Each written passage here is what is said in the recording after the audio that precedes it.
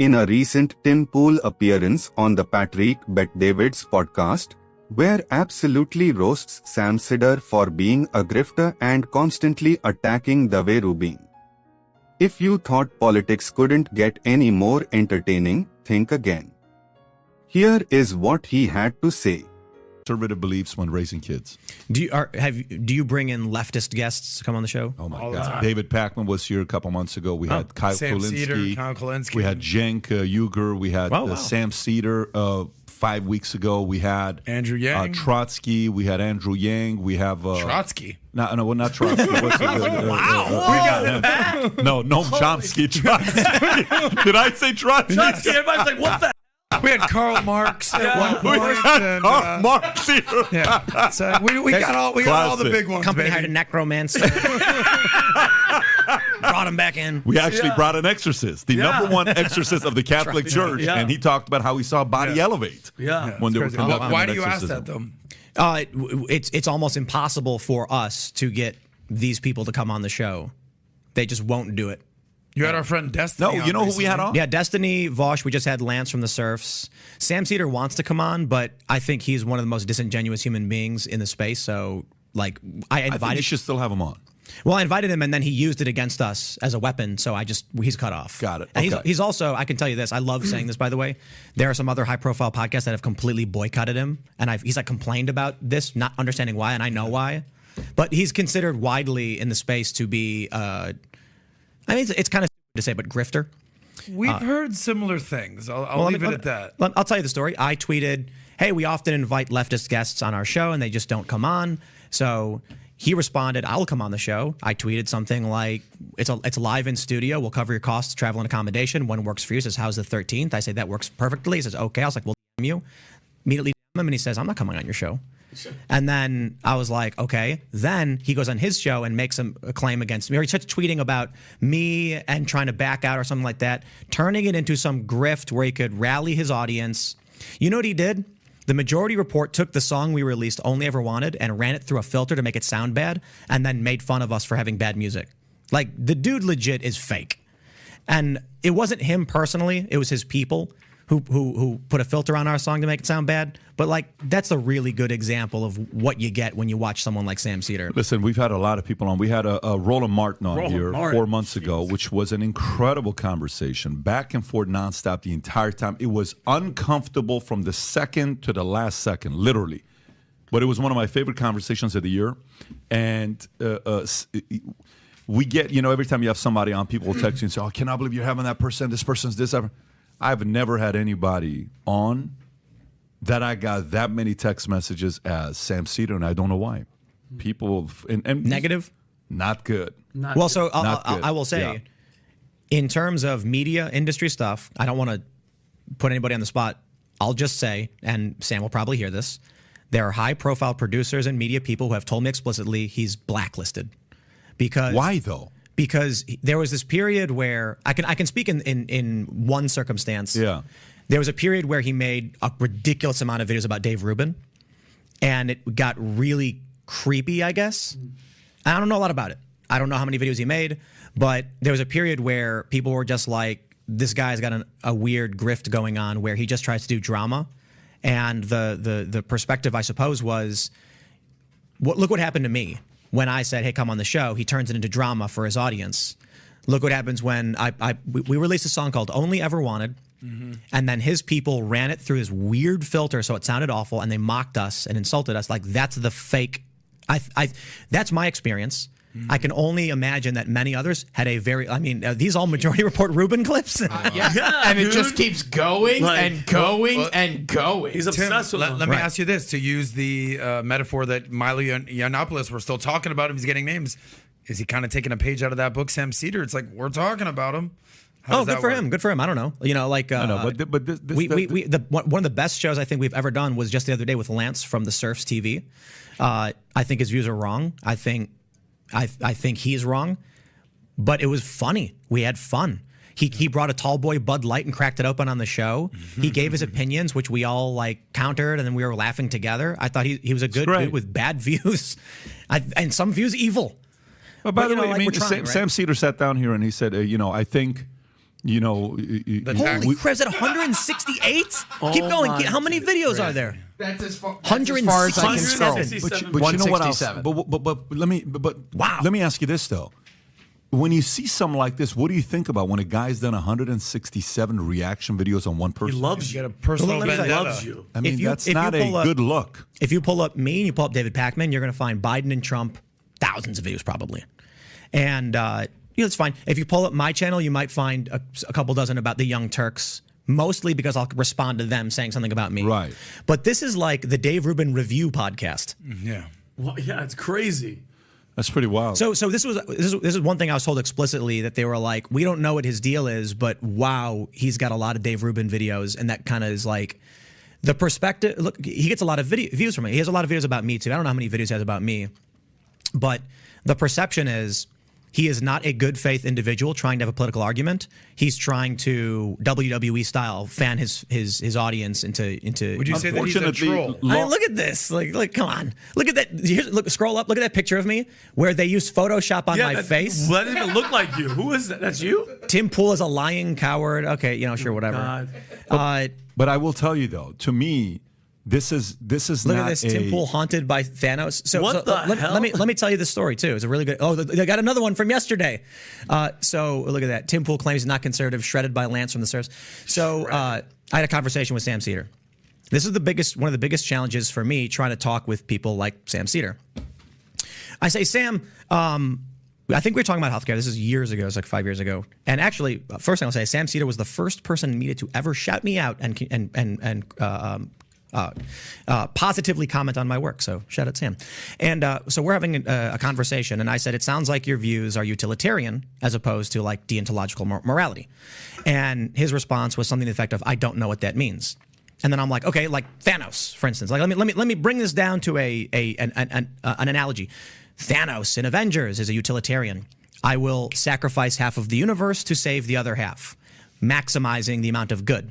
Deontological morality, you cannot take an immoral action, period. The idea that you would commit an immoral action against an individual is wrong. You can't cross that line. In doing so, he turned it into a meme saying, and then got all of his people to start tweeting at me nonstop because they didn't understand this, and I tried to relate to them. They insulted me for it. I'm like, that's what Sam Seder does.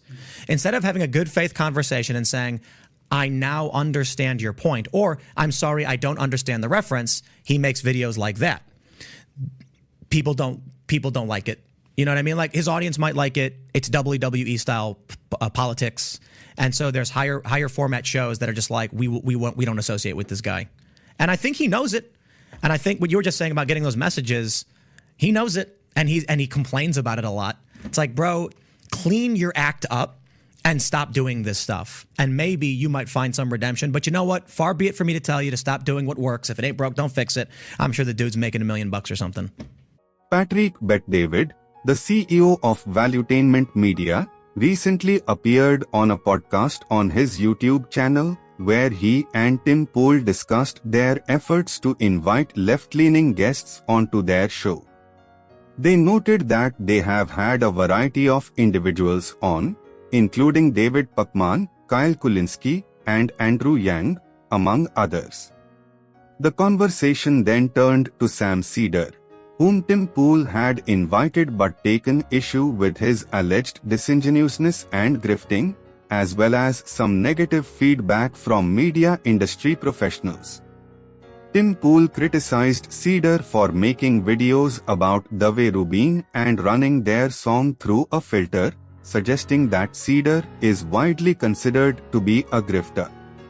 He contrasted this with their positive experience having Lance from the Surfs TV on his show, despite disagreeing with his views. This conversation highlights the challenges that media personalities face when trying to bring on guests who may not share their political views, and the importance of transparency and authenticity in these discussions. One of the key issues raised in the podcast was the question of whether guests who are perceived as grifters or disingenuous should be invited onto the show. Tim Pool argued that Seder was not a genuine representative of the left, and that his presence on the show would be counterproductive. Patrick Bet-David, on the other hand, suggested that it was important to engage with people from all sides of the political spectrum, even if they were not entirely sincere. Another issue that emerged was the question of whether media industry professionals had a role to play in determining who should be invited onto the show. Tim Pool noted that he had received negative feedback from some individuals in the industry about his potential interview with Seder, and suggested that this kind of influence was unwarranted.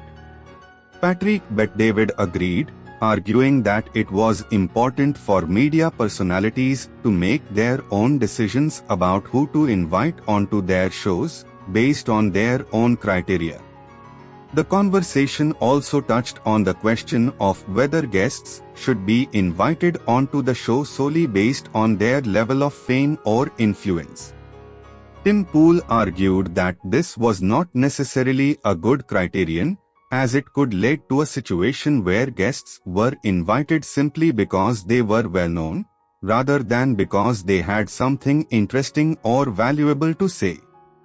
Patrick Bet-David agreed, suggesting that it was important to focus on the substance of what a guest had to say, rather than their level of fame or influence. One of the most interesting aspects of the conversation was the way in which Tim Pool and Patrick Bet-David disagreed about the role of sincerity and authenticity in political discussions. Tim Pool argued that it was important to only invite guests who were sincere in their beliefs, while Patrick Bet-David suggested that it was often more important to engage with people who were not entirely sincere, as they could still provide valuable insights into the political process. The question of whether guests should be given a platform to express views that are considered controversial or offensive was also raised.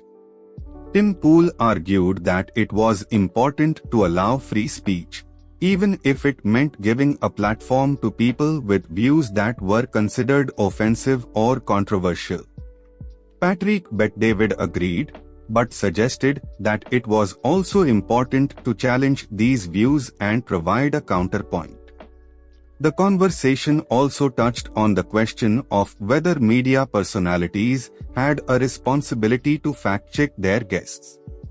Tim Pool argued that this was not necessarily his role, but that he would challenge guests if he felt that they were making false claims. Patrick Bet-David suggested that it was important to provide accurate information to viewers, and that media personalities had a responsibility to fact-check their guests. The podcast also highlighted the challenges of engaging in political discussions in an era of increasing polarization and tribalism. Tim Pool argued that there was a danger of becoming too entrenched in one's views, and that it was important to be open to different perspectives. Patrick Bet-David agreed, suggesting that it was important to try to understand the perspectives of those with whom one disagrees, even if one ultimately disagrees with them. During the podcast, the topic of whether media personalities should take a neutral stance or express their political leanings in political discussions arose. Tim Pool argued that staying neutral is crucial for an open and honest discussion. On the other hand, Patrick Bet-David argued that being completely neutral is impossible and transparency about one's political leanings is necessary. Another important aspect of political discussions that the podcast highlighted was the significance of civility and respect. Tim Pool emphasized the importance of being respectful towards guests even if their views are not agreed upon. Patrick Bet-David concurred and added that treating guests with respect is vital, regardless of whether they are disagreed with ultimately. The responsibility of media personalities to engage in activism and advocacy was also discussed during the podcast. Tim Pool opined that it was not his role to engage in activism or advocacy and preferred to focus on providing information and having open discussions. Conversely, Patrick Bet-David suggested that media personalities have a responsibility to use their platform to support causes they believe in.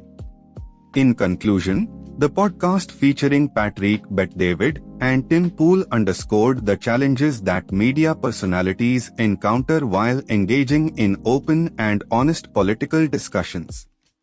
The conversation covered a broad range of topics, from sincerity and authenticity to fact-checking, civility, and respect.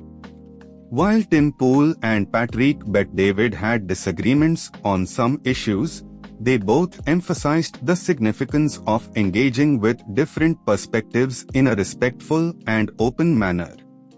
Ultimately, the podcast provided valuable insights into the challenges and opportunities of political discussion in the contemporary media landscape.